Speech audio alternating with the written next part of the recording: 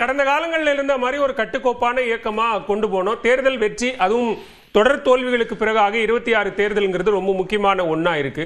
So அப்ப கட்சிக்கு எதிராக செயல்படுபவர்களை நீக்கித்தான் ஆகணும் அப்படிங்கிற இடத்துல இருந்து அவர் செயல்படுறார்.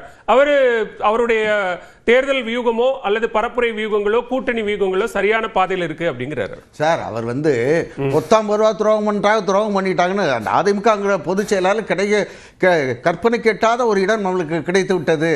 அதை தக்க வைத்தால் போதும், இந்த இயக்கம் ஆட்சிக்கு வந்தால் என்ன, எக்கேடு கெட்டு போனால் என்ன என்ற உணர்வோடு தான் திரு எடப்பாடி பழனிசாமி அவர்கள் செயல்பட்டு கொண்டிருக்கிறார்கள். திரு அருமை சகோதரர் ஜவஹர் அலி சொன்னாரு, அதிமுக பின்னடைவுகளை சந்திச்சு பீனிக்ஸ் வர, அதாவது அம்மா சொல்லுவாங்க, நான் கூட பர்கூரில் தோற்றது உண்மைதான், ஆனால் பீனிக்ஸ் பறவை போல் எழுந்து எதிரிக்கு என்ன சரியான தக்க பாடம் கற்பித்தேன் என்று சொன்ன அம்மாவுடைய ஆளுமை என்பது வேறு.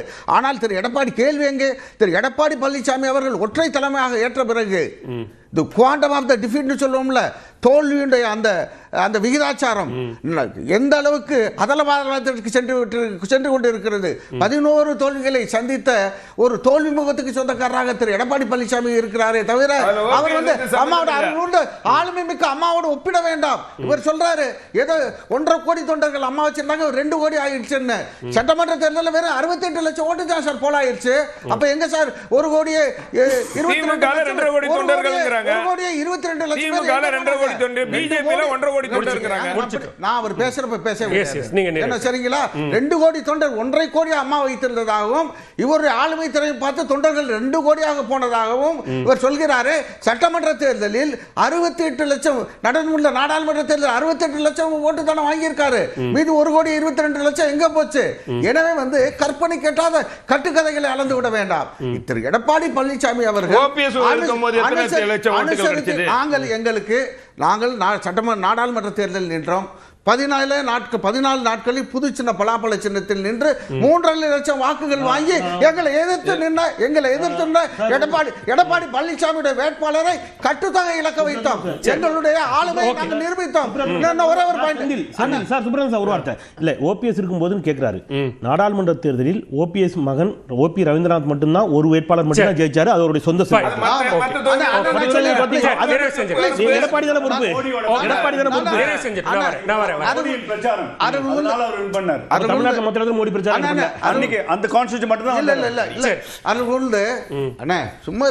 மோடியோட பிரச்சாரத்தில் போய் 80,000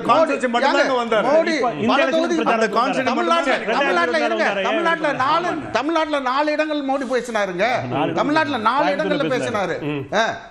ஜெயிச்சது வந்து அண்ணன் செந்தில்வேல் சொன்னது போல மிக தெளிவாக ஓபிஎஸ் அண்ணனுடைய பலாப்பழ சின்னத்துல இருந்து அவர் 2 இடத்துக்கு வந்தாரு. 3 இடத்துக்கு கடும் போட்டி அண்ணன் செந்தில்வேல் அவர்கள் சொன்னார், இது வந்து பிஜேபி கூட்டணியில தான் நின்றாரு. ஓபிஎஸ் பிஜேபி கூட்டணியில இருந்தா அந்த பிஜேபி எங்க இருக்குது இப்போ? ஓபிஎஸ் அண்ணன் கூட தாவேக்காக்கு போனால் போயிரலாம்ங்கற மாதிரி ஒரு சந்தேகத்தை கிளப்பினாரு. அண்ணா நீங்க வந்து கூட்டணியா கூட செல்வ இல்ல சார், இன்னைக்கு கழகம் குழுவா இருந்தது, ஒருங்கிணைப்பு குழுவா இருந்தது, கழகமா மாறி இருக்கு. டிசம்பர்ல ஒருவேளை கட்சியா ஆரம்பிச்சீங்கன்னா கூட்டணிக்கு போயிடுவீங்க அவர் சொல்றாரு. நீங்கள் ஒரு வாய்ப்பு தானே, வியூகங்கள் தானே, கூட்டணி வியூகங்கள் தானே. தயவுசெய்து சொல்லிடுறேன், என்றைக்கு என்டிஏவில் இருந்து நாங்க வெளியேறினோமோ அண்ணன் ஓபிஎஸ் அவர்கள் தெளிவான முடிவெடுத்து என்றைக்கு என்டிஏவிலிருந்து நாங்கள் வெளியேறினோமோ அன்றையிலிருந்து எங்களுக்கும் பாரதிய ஜனதாவுக்கும் ஒட்டோ உறவோ கிடையாது. சொல்ற புரியுது. எங்களுக்கு தேவையில்லாமல் திரு செங்கோட்டையன் அவர்கள் அண்ணன் ஓபிஎஸ் அவர்களை தேவர் ஜெயந்தி அன்னைக்கு மதுரையில் சந்தித்து காரில் ஏறிக்கொண்டு அங்கே வந்து வீரமுழக்கம் விட்டு, என்ன அதற்கு நான் இன்னும் தெளிவாக சொல்றேன், 24ஆம் தேதி எங்களுடைய ஆய்வு கூட்டம் நடந்துச்சுங்க. 23, 24 2 நாள் அண்ணன் ஓபிஎஸ் அவர்கள் வழக்கம் போல செங்கோட்டையன் போன்ல பேசலாம் ட்ரை பண்றாரு. He did not pick up the phone. மீண்டும் நினைவீர்களா அப்படின்னு திரு ஓபிஎஸ் கிட்ட கேட்டா அரசியல்ல எதுவும் நடக்கலாம்னு சொல்றாரு. தயவு செய்து கேளுங்கண்ணே. எனவே அண்ணன் ஓபிஎஸ் அவர்கள் யதார்த்தமான என்ன தேவர் ஜெயந்திக்கு வந்து அதே உணர்வோடு செங்கோட்டையன் இருப்பார் என்று 23, 24 2 தேதிகள்ல போன் போடுறாரு. போன கூட இருக்கல. அதனால சோமோட்டாவா அவர் டிசைட் பண்ணாரு. அவருடைய முடிவுக்கு எங்களுக்கு சம்பந்தம் இல்ல. இன்னொன்னு என்னமா சொன்னீங்க இப்ப கேட்டீங்க, இல்ல நீங்க என்டிஏவில சேருவீங்களா அப்படின்னு கேட்டா அரசியல்ல எது வேண்டாலும் நடக்கலாம்னு சொல்றாரு. இது மாண்புமிகு முதல்வர் அவர்களே இருங்க சொல்லிடுறேன். முதல்வர் அவர்களே அண்ணன் ஓபிஎஸ் அவர்கள் அவர் இல்லத்தில் சந்தித்து அவருடைய சகோதரர் இறந்ததற்கு துக்கம் அதெல்லாம் இப்ப ரொம்ப வெரி ரீசென்ட்லி அதை விட அது ஸ்ட்ராங்கா சொன்னதுங்க. முதல்வர் வாசப்பிள்ளை சொன்னாரு திமுகவோட கூட்டணி அமைய வாய்ப்பு இருக்கிறதா என்று கேட்டபொழுது அரசியலில் எதுவும் நடக்கலாம் என்று சொன்னார். எனவே அவர் எல்லாத்தையும் பார்க்கணும். அவர் ஆஃபீஸர் ஓய்டுவார். அப்ப தெளிவாயிருச்சு. எடப்பாடி அவர்கள் சொல்வதெல்லாம் உண்மையாக தெளிவாயிருச்சு. திமுக பக்கம் போகணும் என்று நினைக்கிறதே எவ்வளவு துரோகம், கட்சிக்கான துரோகம்.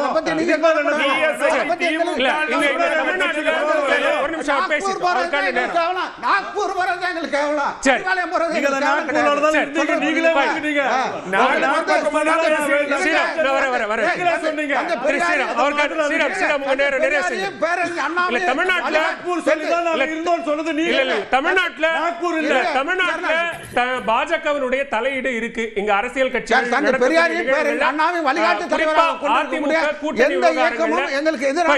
யார் வரணும் போகணும்ங்கிறதுல பாஜகவோட தலையீடு இருக்கு அப்படிங்கிறது ரொம்ப உறுதியா சொல்றாரு செந்தில். திமுகவோட தலை இன்டர்ஃபியரன்ஸ் திமுக கூட்டணி கட்சியில் எல்லா கட்சியிலும் இருக்கு. யார் இந்த கம்யூனிஸ்ட்ல யார் வரணும், விசிகேல யார் போகணும், ஏன் ஆதவ அர்ஜுனா விசிகேல இருக்க கூடாது, அவரை நீங்க இந்த டிவிகேக்கு அனுப்பணும், ஒரு காங்கிரஸ்ல யார் இருக்கணும், காங்கிரஸ்ல யார் இருக்க கூடாது, எல்லாத்திலையும் திமுகவின் இன்டர்ஃபியரன்ஸ் இருக்குங்க, பகிரங்கமா இருக்கு. அதுக்கு பதில் சொல்லுங்க. செந்தில் கேட்டாரு அக்கா ஏன் சிஎம் கூட வராதுன்னு பதில் சொல்லுங்கன்னு. சிம்பிள் அரித்மெட்டிக், அவரும் இதை ஒத்துப்பாருன்னு நினைக்கிறேன். 45% வாக்கு வேணும் முதலமைச்சர் தமிழ்நாட்டில் ஆறதுக்கு. ஒரு கட்சி 30%, கூட்டணியாக 45%. அப்படி செந்தில் அவர்கள் சொல்லுவாரே ஆனால் விஜய் அவர்கள் 45% ஓட்டு வாங்கி விடுவார் என்று சொன்னால் அவர் இங்கே சொல்லட்டும். அப்படி வாங்க மாட்டார் என்றால் அவர் முதல்வர் ஆக மாட்டார் என்பதுதான் பாயிண்ட். அதை அவர் புரிஞ்சுக்கணும். அதான் பாயிண்ட் 1. நான் சொல்லிட்டேன். Let me complete. அவர் அப்படிதான் சொன்னாரு. அவர் வந்து ஏடிஎம்கே அவரை பார்த்து கேட்டது நீங்க எப்படி விஜய் ஆக மாட்டார்னு சொல்லுங்கன்னு சொன்னாரு. அதற்கான பதில் 45% விஜய் கூட்டணி வாங்கிடுமா, தமிழ்நாட்டில் முதல் வாங்க முடியுமா? நிச்சயமாக இல்லை. அது அவர்கள் பேசிக் கொண்டிருப்பார்கள். ரொம்ப ரொம்ப சுருக்கம். விஜய் முதலமைச்சர் ஆவார்னு சொல்லல. ஒன்று நீங்க சொன்னீங்க. இல்ல நான் சொல்லவே இல்ல. விஜயும் சேர்த்து ஏன் ஆக மாட்டார்னு சொன்னீங்க. இதனால ஆக மாட்டார்னு நாங்க சொல்றோம். அதை நீங்க ஏற்றுக்கொள்ளணும். ஏன் ஆக மாட்டாருங்கறத சேர்த்து சொல்ல வேண்டிய எக்ஸ்ட்ரா ஒரு வர்க் எடப்பாடி பழனிசாமிக்கு வந்திருக்குது. பட் அவர் சொல்ல மறுக்கிறார், சொல்ல மாட்டார்னு சொன்னேன். விஜய் முதலமைச்சர் ஆவார் நான் எங்கேயும் சொல்லல. அது முதல்ல சொல்றேன். ஒன்று. இன்னொன்று, ஐயா சொன்ன கருத்து அவ்வாறு உள்ளபடியே பெரியார் அண்ணா வழியில் இருக்கக்கூடிய நாக்பூருக்கு போறதை விட நாங்கள் அண்ணா வழியில் பெரியார் வழியில் இருக்கக்கூடிய கலைஞர் வழியில் நடக்கக்கூடிய திராவிட முன்னேற்ற கழகத்தோடு போனாலும் தப்பில்லைன்னு சொன்னார்ல, அது நடந்தால் நான் வரவேற்பேன். அதுதான் இப்ப